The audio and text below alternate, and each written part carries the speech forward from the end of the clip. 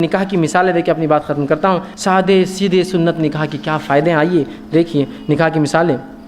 آپ صلی اللہ علیہ وسلم کے دور میں عبد الرحمن ابن عوف رضی اللہ عنہ نے نکاح کیا۔ جب نکاح کر کے آئے تو اس کا علامت یہ تھی کہ ان کے آنکھ میں خوشبو لگی تھی۔ یہ مدینے کا وہ دور تھا جب خوشبو لینا بہت مشکل بات تھی۔ رسول اللہ نے کہا عبد الرحمن خوشبو کیا بات ہے، کچھ تو بھی خاص ہے؟ کہا اللہ کے رسول میں نے نکاح کر لیا۔ کہا نکاح کر لیا تو ولیمہ کرو چاہے ایک بکری کیوں نہ ہو۔ اندازہ لگائی عبد الرحمن ابن عوف مدینہ میں، اور مدینہ ایک آدھا یا پون کلومیٹر کی بستی ہے، رسول اکرم صلی اللہ علیہ وسلم موجود ہے لیکن ان کو نہیں بلایا۔ نکاح اتنا سادہ عمل ہے کہ کسی کو بلانے کی ضرورت نہیں، وقت کے نبی کو بھی نہیں بلایا۔ ہمارے پاس تو ان کو بلاؤ ان کو بلاؤ، اور نہیں بلایا تو بعد میں ہاں اکیلے اکیلے نکاح بیٹا ہم کو نہیں بلائے۔ وہ آدمی بولتا ہے ان کو کائے کو نہیں بلائے تھے، آؤ کھا لو بعد میں آ کے ہمارے گھر پہ کھانا۔ اس حد تک جاتے ہیں۔ رسول اللہ خالی کیا بولے کہ دیکھو ولیمہ کرو چاہے بکری کی نو، تاکہ شرعی احکام بتا دے، اس لیے نہیں کہ آپ کو کھانا تھا، شرعی احکام بتانے کے لیے۔ تو ہمیں چاہیے کہ سادگی اختیار کریں، ولیمہ آپ کریں، زیادہ ضرورت نہیں۔ اور کتنا سادے انداز سے کہ عبد الرحمن بن عوف رضی اللہ عنہ صرف خوشبو سے پتہ چلا، نہ کوئی نکاح کے اندر، نہ کوئی رسول اللہ نے نکاح پڑھا ہے، کتنا دیکھیے سادہ ہے کہ وقت کے نبی کو بھی ضرورت نہیں بلانے کی، اگر موجود ہو تو نکاح اتنا سادہ عمل ہے۔ یہ تو چلتے پھرتے اٹھتے بیٹھتے ایک عام جس طرح سے انسان کھانا پانی کرتا ہے، جب انسان بالغ ہو جائے تو اس کی ضرورت ہے انسانی جسم کی، لوگ کر دیں۔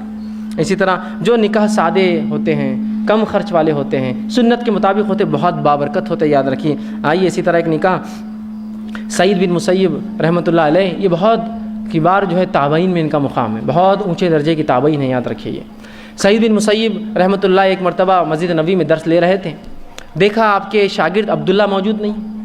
3 دن گزر گئے۔ 3 دن بعد جب عبداللہ آئے تو کہا عبداللہ کہاں تھے؟ 3 دن سے درس حدیث سے غائب۔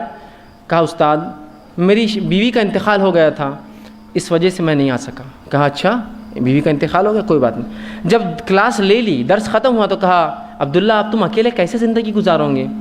کیا میری بیٹی سے نکاح کرتے ہو؟ سعید نے اپنی بیٹی کا نکاح دیا۔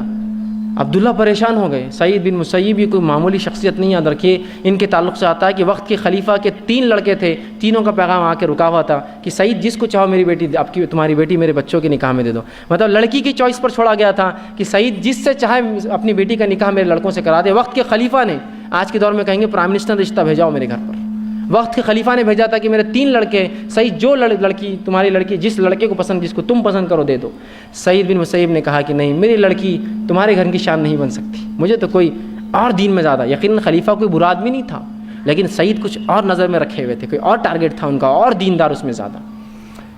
عبداللہ ان کی نظر میں تھے، جانتے تھے عبداللہ کیسا انسان ہے، اس کا سلوک اپنی بیوی کے ساتھ کیسا ہے۔ اور عبداللہ اب مطلقہ جو ہے بیوہ ہے ایک طرح سے، عبداللہ کی بیوی مر چکی ہے، یہ پہلے شادی شدہ ہے آلریڈی۔ کہا کیا میری لڑکی نکاح کروں گی؟ آپ کی لڑکی کنواری ہے بھی۔ تو کہا کہ استاد آپ اگر سمجھے تو بہتر، ٹھیک ہے، نہ کیسے بول سکتے ہیں اتنی زبردست چیز کو؟ کہا ٹھیک ہے استاد آپ اگر چاہے تو بالکل۔ استاد نے وہیں مجلس میں نکاح پڑھا دیا۔ عبداللہ خاموشی سے اٹھے، گھر گئے۔ شام کا وقت تھا، مغرب کا، کچھ روٹیاں سوکھی تھی توڑ کر بھگا رہے تھے، اور وہ کہتے آج میں نے روزہ رکھا تھا، اس لیے کہ کھانے کچھ نہیں تھا اس لیے روزہ رکھا، سوچا تھا روٹی تھی سوکھی تو رات میں کھاؤ، تو روٹی بھگا رہے تھے پانی میں تاکہ نرم ہوں گی تو کھاؤں گا۔ دروازے پہ دستک ہوئی، کہا کون ہے؟ تو کہا سعید۔ عبداللہ نہیں سمجھ سکے، کہا کون سعید؟ تو کہا سعید بن مسیب۔ جیسے ہی سنا سعید بن مسیب تو زمین نکل کے پیروں کے نیچے سے۔ کہا استاد آگے گھر پہ آپ طلاق لینے آئے ہوں گے، آ کر دیکھیں گے گھر کیسا ہے، عبداللہ رہتا کیا کھاتا کیا، میرے پاس تو کھانے کو بھی نہیں ہے، سوکھی روٹیاں بھگا رہا ہوں۔ ڈر کر گئے، ڈرتے تھے، دروازہ کھولا۔ سعید نے کہا کیسے ہو عبداللہ تم؟ نکاح میں نے اپنی بیٹی سے پڑھایا، بغیر بیٹی کو لیے کہ میرے آگے بغیر بیوی کو؟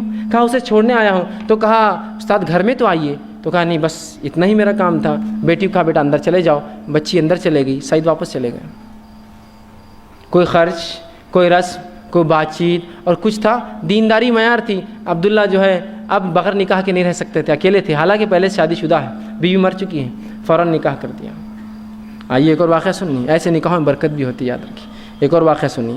اسی طرح جو ہے ایک واقعہ آتا ہے کہ ایک شخص تھا جس کا ایک بہت بڑا باغ تھا، اس باغ میں انار وہ لگاتا تھا۔ وہاں اس نے ایک انسان کو ایز اے گارڈ رکھا تھا، حفاظت کے لیے، اور کہا تھا کہ اس باغ کی حفاظت کرنا، رکھوالی کرنا۔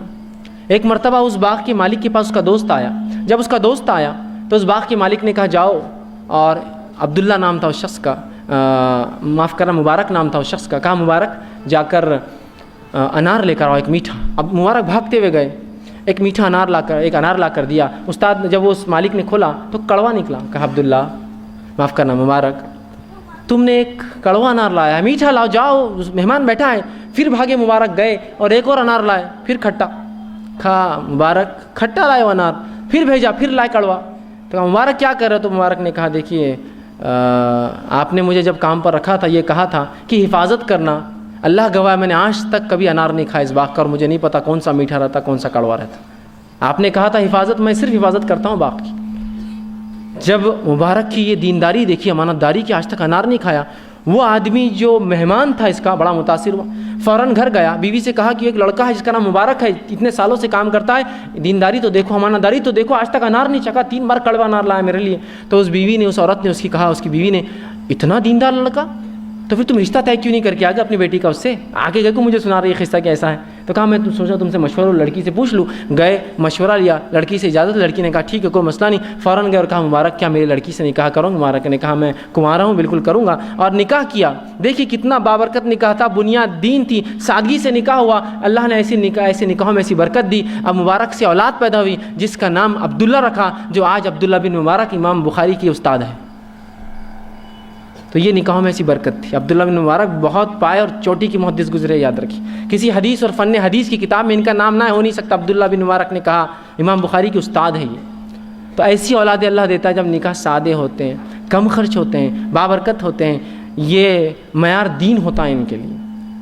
علی بن ابی طالب کا نکاح ہوا، اور جب یہ نکاح سادے ہوتے ہیں، یاد رکھیے دینی بنیاد پر ہوتے ہیں، تو اللہ اتنا مال و دولت بخشتا ہے، یاد رکھیے۔ آج ہم نکاح کر کے لوگوں سے چھپتے پھرتے اس لیے کہ ہم پہ غربت طاری ہو جاتی ہے، ہم ادھار اور مخروض ہو جاتے ہیں۔ یہ لوگوں نے نکاح کیے، سادے نکاح کیے، اللہ نے ایسی زندگیوں میں برکت دی کہ جن کے نکاح کھجوروں پر ہوئے، اللہ رب العزت نے خیسر و خسرہ کے کنگن ان کے قدموں میں لا کے ڈال دیے۔ اتنی مال و دولت دی ان کو، اس لیے کہ ان کے نکاح سادے تھے، ان کا مقصد دین تھا، اور انسانیت کی نشر و نما تھی، اچھی نسلوں کو پیدا کرنا تھا، اور اس دین کو آگے بڑھانا تھا۔ تو نکاح یہ انسانی ضرورت ہے، شریعت نے اس کو ضرورت کے مطابق ایک دم سادہ، سستا، ہلکا اور ایک دم عام کرا ہے۔ یہ نکاح کی مثال ہمارے لیے دلیل ہے، ہمارے نکاح بھی اتنے ہی عام ہو، ایسے ہی ہو کہ دینداری بنیاد بنائیے، مالداری دیکھا جائے گا۔ مبارک ایک جو ہے گارڈ ہے ایک اس میں، لیکن وہ جو باغ کے مالک کا دوست ہے، مالدار ہے، اس کو کوئی فرق نہیں پڑتا مبارک کی دینداری اصل ہے، باقی وہ گارڈ ہے، چپراسی ہے، پیون ہے، کوئی مطلب نہیں، دیندار ہے، بس معاملہ ختم ہو یہاں مبارک کا۔